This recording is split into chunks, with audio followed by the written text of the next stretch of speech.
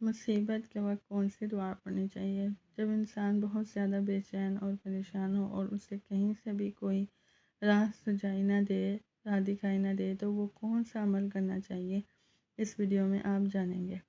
اس لیے آپ ویڈیو کو انت تک ضرور دیکھیں۔ ویڈیو ہم سٹارٹ کرتے ہیں۔ السلام علیکم ورحمۃ اللہ وبرکاتہ، welcome to my YouTube channel. آج ہم آپ کو بتائیں گے امام حسین علیہ السلام کا بتایا ہوا وظیفہ۔ آپ جانتے ہیں کہ نواسہ رسول، جگر گوشہ بطول حضرت امام حسین رضی اللہ تعالیٰ عنہ آپ صلی اللہ علیہ وآلہ وسلم کے پیارے نواسے تھے، پیارے اور جان سے پیارے نواسے تھے۔ انہوں نے ہمیں کون سا وظیفہ بتایا؟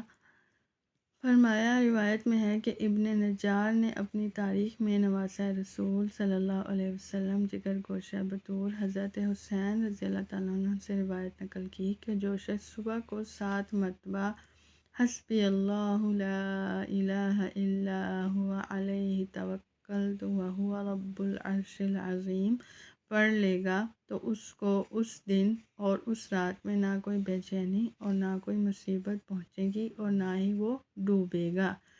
یعنی کہ جو شخص چاہتا ہے کہ میں کسی مشکل یا پریشانی میں نہ پھنسوں، جو چاہتا ہے کہ مجھے عافیت ہی عافیت رہے، جو چاہتا ہے کہ مجھ پہ کبھی کوئی دکھ پریشانی تکلیف نہ آئے، وہ اس آیت کو 7 مرتبہ صبح پڑھے اور 7 مرتبہ شام کو پڑھے۔ جو صبح کو یہ آیت پڑھے گا، شام تک اس کو کوئی تکلیف نہ پہنچے گی، اور جو رات کو پڑھے گا اس کو رات سے لے کر صبح تک کوئی تکلیف نہیں پہنچے گی۔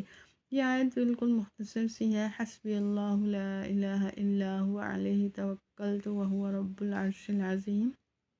یہ سورہ توبہ کی آخری آیت ہے۔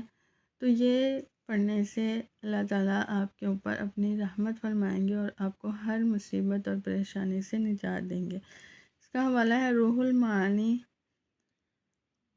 11، جلد نمبر 11 ہے، صفحہ نمبر 53، حوالہ شرعی علاج 223۔ اس لیے آپ جب بھی پریشان ہو، مصیبت میں ہو، تکلیف میں ہو، دکھ میں ہو، کسی بھی تنگی میں ہو، آپ یہ آیت لازمی پڑھیے۔ آپ ہمارے چینل پر نئے ہیں تو ہمارے چینل کو سبسکرائب کریں، ویڈیو کو لائک کریں، شیئر کریں، کمنٹ کریں۔ ملیں گے اگلی ویڈیو میں، تب تک کے لیے اللہ حافظ۔